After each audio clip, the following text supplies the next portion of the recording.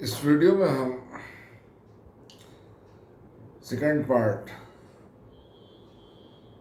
के तौर पर बना रहे हैं और उसी सिलसिले को जारी रखते हैं जिस सिलसिले में हमने पार्ट फर्स्ट में बात की थी।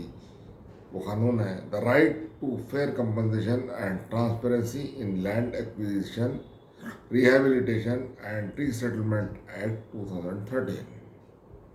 तो हम उसी का सिलसिला जारी रखते हुए बात करेंगे और ख़ास तौर पर इम्पॉर्टेंट सेक्शंस के बारे में ही बात करेंगे। तो इस कानून में जुमला 114 सेक्शंस हैं, तो हम हर एक सेक्शन के बारे में बात नहीं कर सकते। सिर्फ अहम सेक्शंस जो आपके लिए काम आने वाले हैं उसी के ताल्लुक से हम बात करेंगे। तो हम बात करते हैं publication of primary notification and power of officers. Whenever it appears to the appropriate government that land in the area is required or likely to be required for any public purpose, a notification hereinafter referred to as preliminary notification. To that effect, along with details of the land to be acquired in rural and urban areas shall be published in the following manner, namely। इसका मतलब यही है कि जब कभी भी अगर ये वाज़े हो जाता है या ज़रूरत हो जाती है अप्रोप्रिएट गवर्नमेंट को ज़मीन को हासिल किया जाए, तो वो चाहे देही इलाक़ों में होने दीजिए या शहरी इलाक़ों में, उसके लिए एक नोटिफिकेशन जारी करना चाहिए जिसका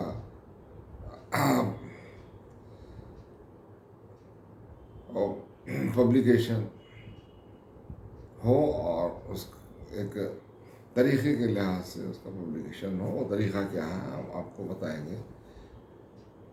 in the official gazette, notice को ऑफिशियल गज़ेट में पब्लिश करना चाहिए। इन 2 daily newspaper circulating in the locality of such area of which one shall be in the regional language.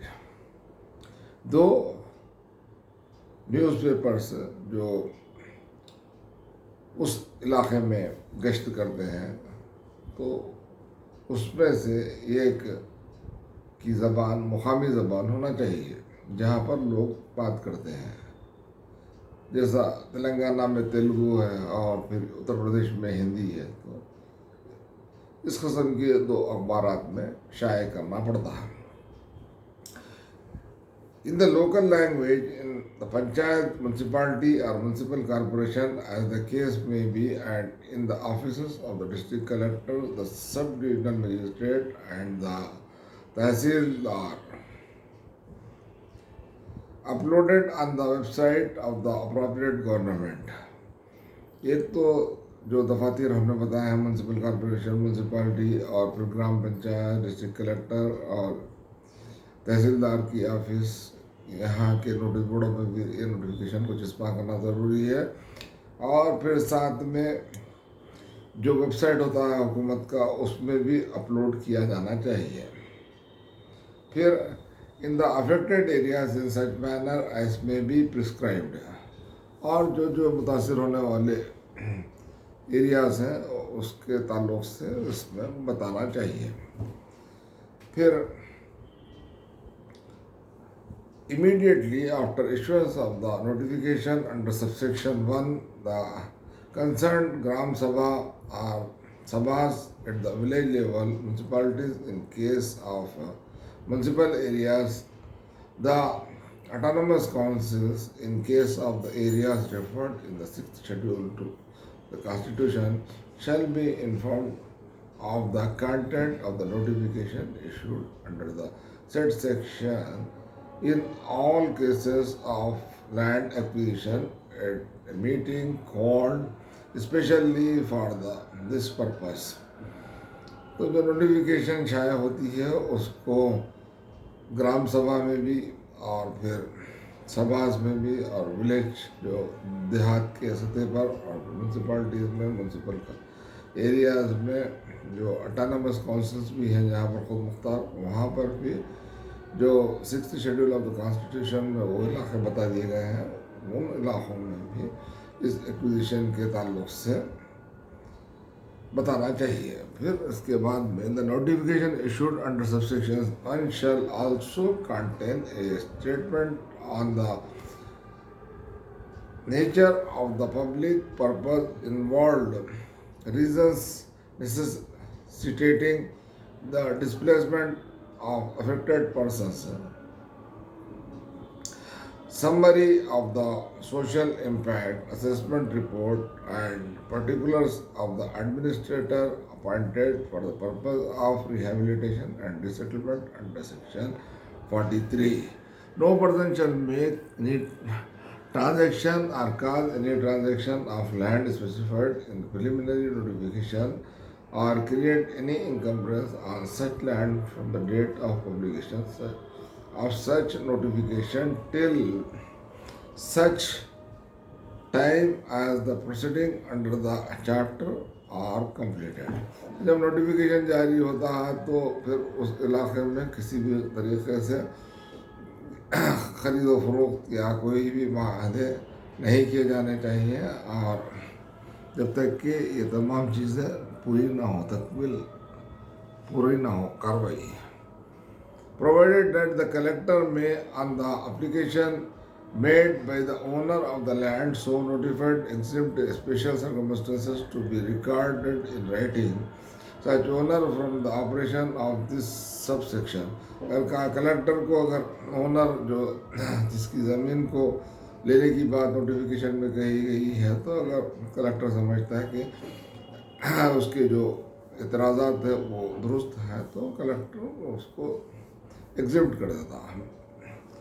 Provided further that any loss or injury suffered by any person due to his willful violation of this provision shall not made up by the collector.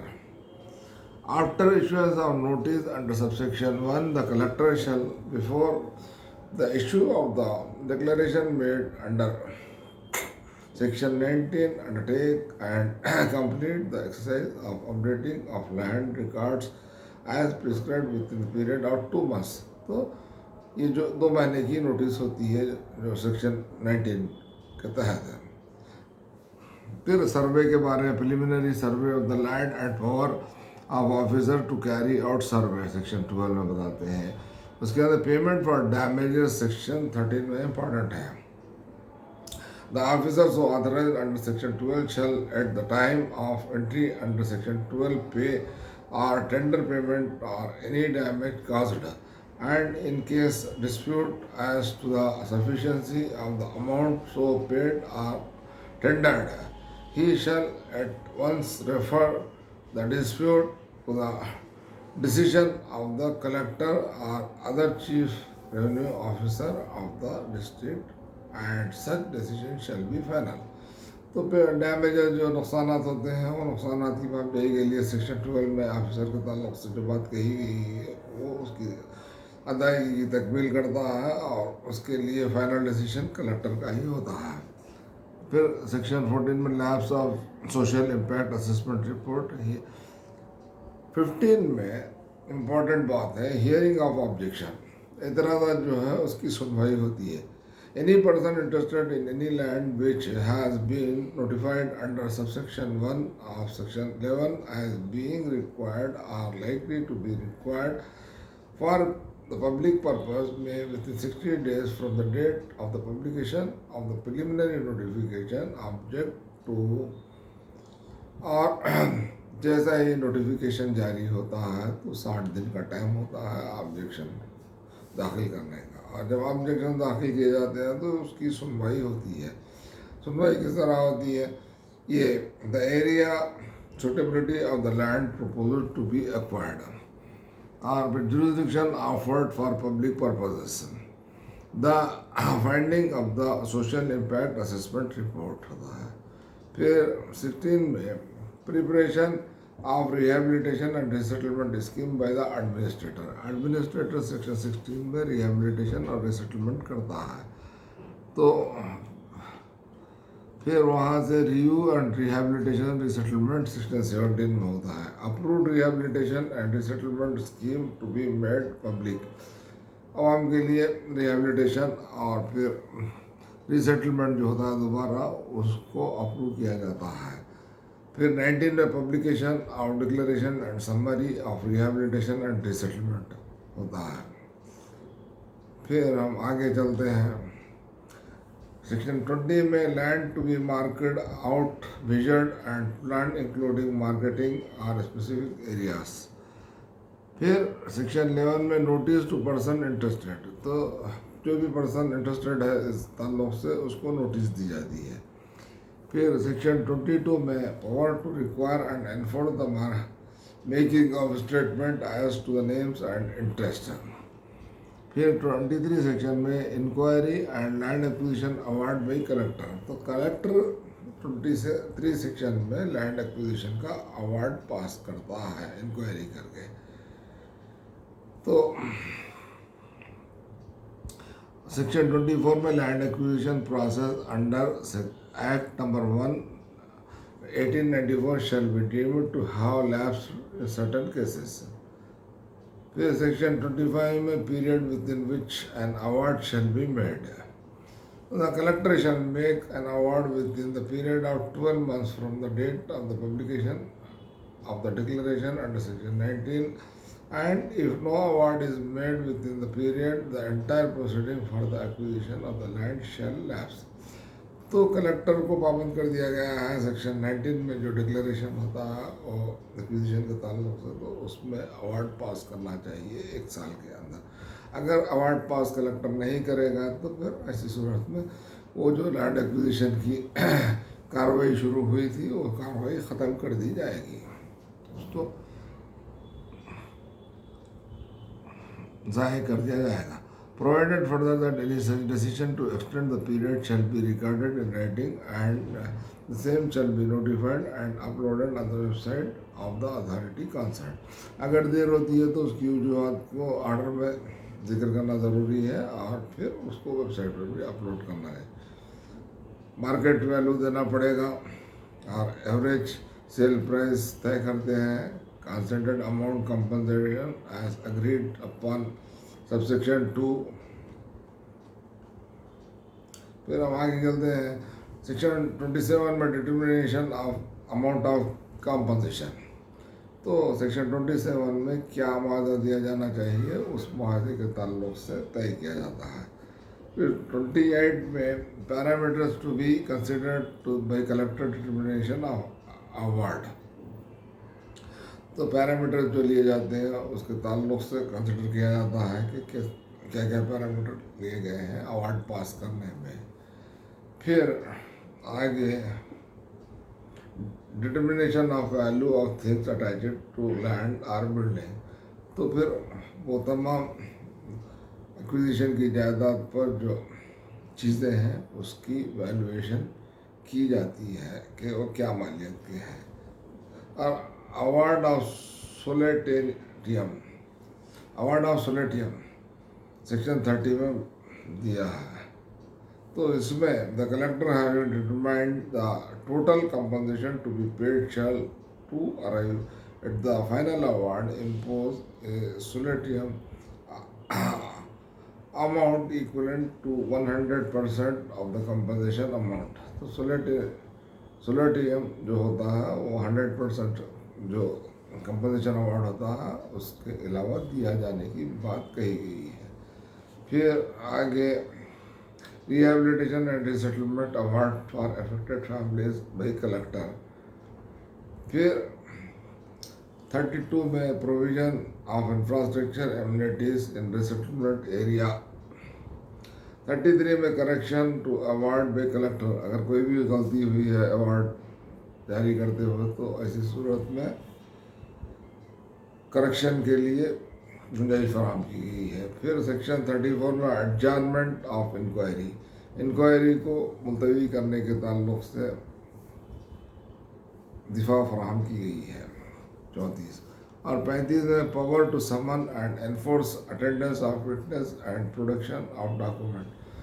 तो फिर जब सुनवाई होती है तो civil procedure code के तहत जो विटनेस को बुलाया जाता है वो तरीक़ा ये क़ानून में भी नाफिजुल अमल है और अख्तियार है कि समन जारी कर कलेक्टर कर सकता है ताकि गवाह को हाजिर होने की हुक्म दे और गवाह को हाजिर होना पड़ता है।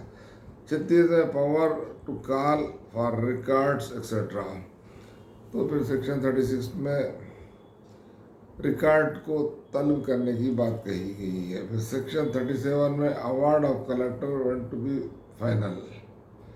फिर 38 में power to take possession of land to be acquired. तो कब्ज़ा लेने की बात सेक्शन 38 में कही गई है।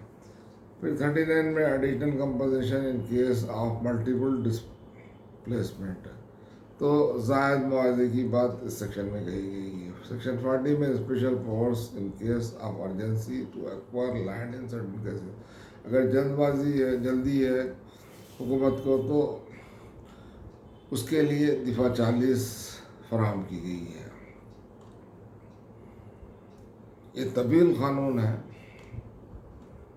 और अलमुख्तसर यही है कि इस क़ानून के ज़रिए जिस किसी की भी ज़मीन हुकूमत लेती है तो उसको माकूल मुआवजा अदा करके ही लेने का अख्तियार हुकूमत को हासिल है। और फिर